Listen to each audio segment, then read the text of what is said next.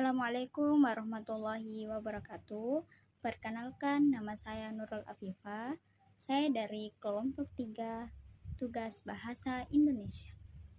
Baik, saya akan menjelaskan bagian penulisan kata. Salah satunya adalah kata dasar. Kata dasar adalah kata asli atau kata polos yang belum diberi awalan, akhiran, pengulangan, dan gabungan. Aturan penulisannya seperti ditulis menyatu dan tidak boleh dipisah dan tidak memakai tanda hubung. Contoh kata dasar seperti makan, minum, sekolah, tulis, dan rumah. Contoh yang salah seperti makan, dan contoh yang benar adalah makan. Dan contoh salah seperti membaca, dan yang benarnya itu adalah membaca. Itu saja dari saya kata dasar, maka saya akan alihkan kepada anggota saya yang bernama Nur Asyi. Kata berimbuhan. Kata berimbuhan adalah kata dasar yang diberi tambahan di depan, di belakang, atau di keduanya. Rumus dasar sederhananya yaitu kata dasar ditambah imbuhan akan menghasilkan kata berimbuhan. Apa itu kata dasar? Kata dasar adalah kata yang belum diberi tambahan apapun atau bisa dibilang masih polos seperti baca, tulis, main, imbau. Nah, apa itu imbuhan? Imbuhan adalah tambahan pada kata dasar untuk mengubah arti atau fungsi sebuah kata. Adapun jenis imbuhan yang sering kita gunakan yaitu untuk membentuk kata kerja yang aktif, di untuk membentuk kata kerja yang pasif, ber untuk menunjukkan melakukan sesuatu, an untuk membentuk kata benda. Aturan yang paling penting yaitu imbuhan harus ditulis menyatu dengan kata dasar. Tidak boleh dipisah karena imbuhan bukan kata sendiri, tetapi bagian dari kata. Contohnya yaitu diimbau. Nah, diimbau ini salah. Yang benar adalah diimbau. Letak kesalahannya adalah dinya ini dipisah. Nah, penulisan yang benar, dinya itu harus disambung. Aturan tambahan untuk imbuhan me. Jika kata dasarnya diawali huruf hidup yaitu a, i, u, e, o, me-nya ini berubah menjadi meng. Contohnya yaitu imbau berubah menjadi mengimbau. Ajak berubah menjadi mengajak. Undang berubah menjadi mengundang. Nah, jika kata dasarnya diawali KTSP, huruf awal atau kata dasarnya hilang atau lulu. Contohnya yaitu sapu berubah menjadi menyapu.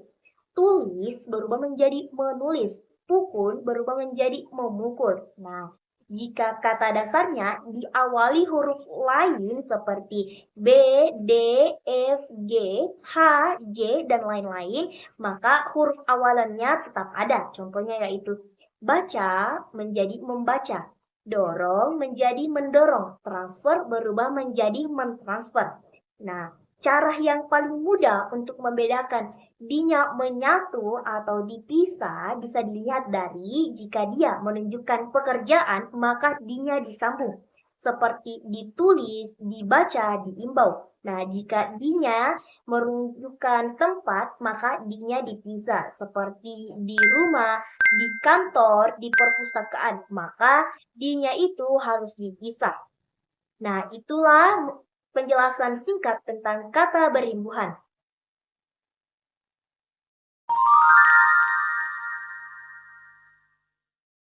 Di sini saya akan menjelaskan materi tentang kata ulang. Kata ulang adalah kata yang terbentuk dari pengulangan kata dasar, baik secara keseluruhan, sebagian, maupun dengan perubahan bunyi. Dalam bahasa Indonesia, kata ulang biasanya dihubungkan dengan tanda hubung. Secara umum, kata ulang dibagi menjadi 4 kategori utama, yaitu yang pertama dwipurwa atau sebagian. Dwipurwa adalah pengulangan pada suku kata awal saja. Contohnya, tangga menjadi tetangga, luhur menjadi leluhur. Yang kedua, ada dwilingga atau utuh. Dwilingga adalah pengulangan seluruh kata dasar. Contohnya, buku-buku, rumah-rumah, dan makan-makan. Yang ketiga, dwilingga saling suara atau berubah bunyi. Dwilingga saling suara ini adalah pengulangan dengan perubahan vokal atau konsonan. Contohnya, sayur mayur, lauk pauk, dan bolak-balik. Yang keempat, ada kata ulang berimbuhan. Kata ulang ini adalah pengulangan yang disertai pemberian awalan atau akhiran. Contohnya bermain-main, tarik-menarik, dan buah-buahan. Pun makna dan fungsi pada kata ulang adalah untuk mengubah atau memperluas arti kata dasar tersebut guna mengekspresikan jumlah yang banyak atau jamak, menekankan intensitas atau derajat suatu keadaan, menunjukkan benda tiruan yang menyerupai aslinya, hingga menyatakan perbuatan yang dilakukan secara berulang-ulang atau saling berbalas-balasan.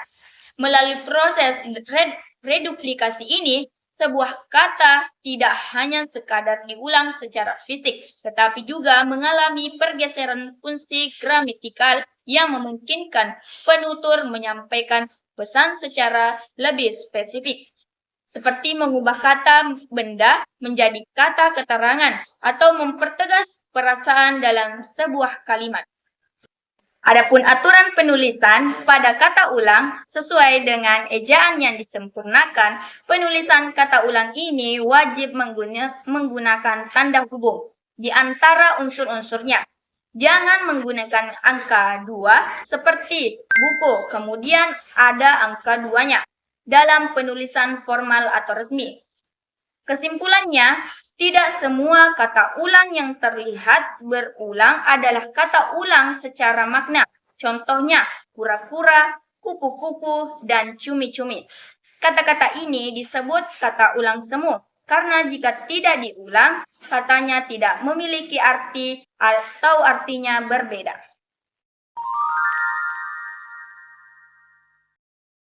Gabungan kata adalah dua kata atau lebih yang digabungkan sehingga membentuk satu makna baru. Tetapi masing-masing kata masih dapat dikenali maknanya. Ciri-ciri gabungannya terdiri dari dua kata atau lebih. Penulisannya bisa dipisah, disambung, atau menggunakan tanda hubung tergantung jenisnya. Contoh gabungan kata: rumah sakit, tanggung jawab, orang tua, kerjasama, alat tulis. Contoh dalam kalimat, ibu kerja di rumah sakit setiap hari. Adapun kata depan adalah kata yang digunakan di depan kata ganti atau kata keterangan untuk menyatakan hubungan makna seperti tempat, arah, asal, tujuan, waktu, atau sebab. Kata tidak dapat berdiri sendiri, melainkan harus diikuti kata lain. Macam-macam kata depan dan fungsinya. Yang pertama, di menunjukkan tempat. Contoh, buku itu ada di tas. Yang kedua, ke menunjukkan arah atau tujuan. Contoh, ia pergi ke pasar. Yang ketiga, dari menunjukkan asal. Contoh, surat itu datang dari ayah. Kata depan di, ke, dan dari selalu ditulis terpisah dari kata yang mengikuti jika menunjukkan tempat atau arah. Contoh, di rumah, ke sekolah, dari kantor. Saya akan menjelaskan tentang tata cara penulisan kata partikel dalam bahasa Indonesia. Dan sebelum kita masuk pada pembahasan, terlebih dahulu kita harus ketahui apa sih partikel itu. Dalam tata bahasa Indonesia, partikel atau kata tugas adalah kategori kata yang dimana ia tidak memiliki makna lesikal atau makna kamus tersendiri, tetapi memiliki fungsi gramatikal untuk memperjelas suatu maksud kalimat. Nah, seperti partikel-partikel ini, seperti kata la, ka, ta, dan pun. Nah, yang dimana kata-kata inilah yang dimaksud partikel yang akan kita bahas tata cara penulisannya. Nah, yang pertama yaitu kata la. Kata la adalah kata partikel yang berfungsi untuk menghaluskan perintah atau menegaskan pernyataan, yang dimana tata cara penulisannya itu disambungkan dengan kata sebelumnya, seperti pergilah. Nah, pergilah, lah di sini, pergi dan lah di sini disambung, dan begitu pula dengan dialah yang mengambilnya, dialah yang mengambilnya, dia dan lah di sini disambungkan pula. Nah, kemudian kata partikel selanjutnya yaitu ka, digunakan untuk mengubah fungsinya, yaitu digunakan untuk mengubah kalimat menjadi kalimat tanya atau mempertegas suatu pertanyaan. Contohnya seperti benarkah berita itu? Nah, adapun tata cara penulisannya yaitu mirip dengan kata la, kata partikel la. Ia pula disambungkan. Ia juga disambungkan pada kata sebelumnya. Kemudian ta, partikel ini jarang digunakan atau arkais. Biasanya muncul dalam pertanyaan retoris atau sastra lama. Kata ini juga sama dengan kata sebelumnya seperti la dan ka, yang dimana ia disambung pada kata sebelumnya. Misal contohnya, apatah daya kita, apa dan tah, apatah di sana disatukan. Nah, kemudian pembahasan selanjutnya yaitu partikel pun, yang dimana ia berfungsi untuk memberikan tekanan atau berarti juga. Nah, dalam tata cara penulisan kata pun ini memiliki dua cara, yang dimana ia bisa berpisah dan bisa pula menyatu. Nah, jika ia bermakna juga, maka ia terpisah. Nah, contohnya seperti rumah pun terbakar. Rumah dan pun di sana dipisah. Tetapi jika ia disambung, ia bertemu dengan kata hubung tertentu seperti walaupun, bagaimanapun, maka ia akan bersambung seperti contohnya seperti tadi, walaupun di sana disatukan, tidak dipisahkan oleh spasi. Nah, secara kesimpulannya, kata lah, ka dan ta itu memiliki tata cara penulisan yang sama, yaitu kata sebelumnya, kata lah disambung pada kata sebelumnya. Adapun partikel pun, ia memiliki dua tata cara penulisan. Jika ia bermakna juga, maka ia akan terpisah dari kata sebelumnya. Namun, jika ia bersambung dengan kata hubung tertentu seperti walaupun bagaimanapun, maka ia